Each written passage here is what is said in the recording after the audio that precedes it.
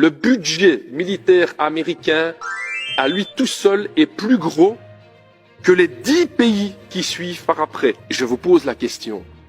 Qui est un danger pour la paix dans le monde? Chers collègues, je vais tenter de vous démontrer aujourd'hui que je pense que c'est une mauvaise idée de faire ce partenariat stratégique avec une des puissances politiques et économiques les plus agressives de ce dernier siècle envers les nations du monde.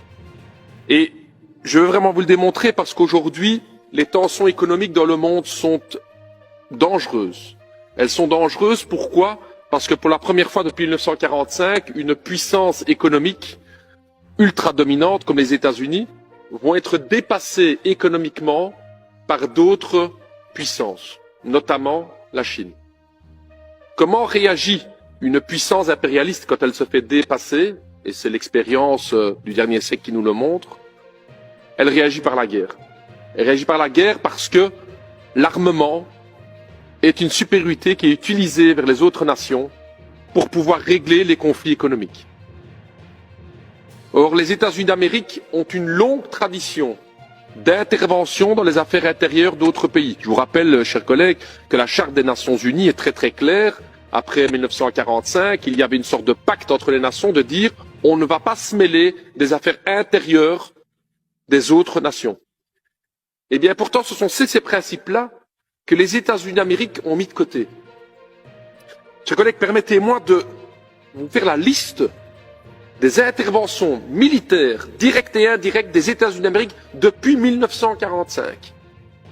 Les États-Unis, l'impérialisme américain, sont intervenus en Chine en 45-46, en Syrie en 1949, en Corée 50-53, en Chine 50-53, en Iran en 1953, au Guatemala en 1954, au Tibet entre 1955 et 1970, en Indonésie en 1958, la baie des Cochons à Cuba 1959, en République démocratique du Congo entre 1960 et 1965, en République dominicaine en 1961, in Vietnam 10 jaar 61-73, in Brazilië 64, in de Republiek of Congo 64, in Guatemala weer eens 64, in Laos 64 tot 73, en République dominicaine 65-66. Je n'ai pas encore fini, chers collègues. L'impérialisme américain est intervenu aussi en Pérou en 1965, en Grèce en 1967, au Guatemala à nouveau en 67, au Cambodge 69, au Chili avec la démission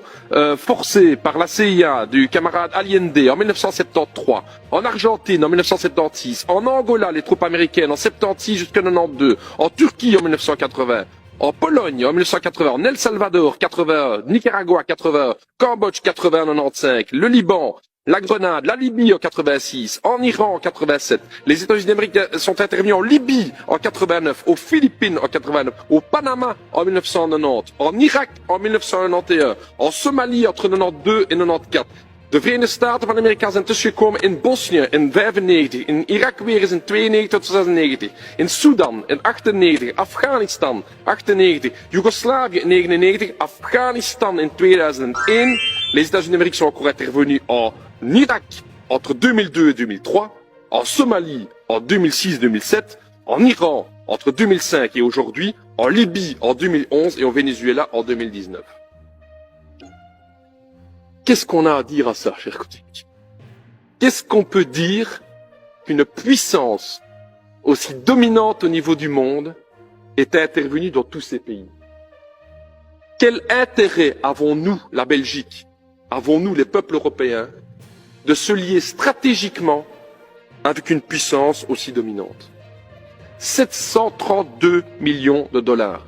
Le budget militaire américain à lui tout seul est plus gros que les 10 pays qui suivent par après. Le budget militaire de la Chine, de l'Inde, de la Russie, de l'Arabie Saoudite, de la France, de l'Allemagne, de la Grande-Bretagne, du Japon, de la Corée du Sud et du Brésil, ensemble, représentent moins de dépenses militaires américaines, militaires que les États-Unis d'Amérique. Je vous pose la question. Qui est un danger pour la paix dans le monde? Wie is een gevaar voor vrede in de wereld? Dat zijn de Verenigde Staten van Amerika. Het imperialisme van Amerika, die met zo'n militair budget overal tussenkomt waar het wilt. Je vous rappelle, chers collègues, que l'intervention des États-Unis d'Amérique en Irak et l'embargo qui a suivi a coûté la vie à 1,5 million d'Irakiens. Comment pouvons-nous encore avoir un partenariat stratégique avec une puissance qui est responsable de la mort d'1,5 million de travailleurs et d'enfants irakiens? C'est ça la question. Pour le quart de la moitié de ce qui réaliserait d'autres puissances dans le monde, on appellerait à des sanctions, c'est scandaleux. Et ici, on se tait. Ici, on se tait. Parce que ce sont les États-Unis d'Amérique. Parce qu'on laisse faire. On parle ici de multilatéralisme. Du besoin de multilatéralisme dans le monde. Mais où est le multilatéralisme des États-Unis d'Amérique? Nous le disons aussi, c'est le propre de la diplomatie. Je peux juste demander alors, si vous avez autant de critiques à leur partager sur les États-Unis, pourquoi on n'a jamais pris une sanction envers les États-Unis? Pour ceux qui voient la vidéo, les mouches sont en train de voler dans l'Assemblée. Et c'est ça la question. C'est ça la question. C'est que malgré les bombardements, malgré 1,5 million de morts irakiens, malgré la non-reconnaissance de tout ce qui se passe en Palestine et l'abandon par l'administration Biden de Palestine, jamais l'Europe va prendre la moitié du quart d'une sanction que les États-Unis d'Amérique. Par contre, toutes les autres nations du monde, là, il n'y a pas de problème. Boum, boum, boum, etc. C'est ça le problème des 2 poids 2 mesures. Et votre résolution, elle parle effectivement d'un partenariat stratégique. J'ai parlé des normes communes. Normes communes. Les États-Unis d'Amérique ont 2,2 millions d'Américains dans leurs prisons. 2,2 millions d'Américains sont en prison. C'est ça les normes communes. 4,5% de l'humanité est américaine. Mais 22% de la population carcérale dans le monde se trouve aux États-Unis d'Amérique. C'est ça les normes communes. C'est ça les fameuses normes communes qu'on parle avec les États-Unis d'Amérique. Le nucléaire. L'armement nucléaire. L'administration Biden annonce un remplacement de l'ensemble de l'arsenal nucléaire américain à hauteur de 1,7 milliard de dollars. Où est le danger pour le monde? Les relations entre États. Permettez-moi quand même de parler des relations entre États. Il y a 3 semaines, enfin, il y a qu'à 5-6 semaines, tout le monde parlait ici d'un hacking. On n'avait aucune preuve, mais ça venait de la Chine. Les Chinois avaient hacké le Parlement européen. Oh, tout le monde en parlait, c'était le branle-bas de combat.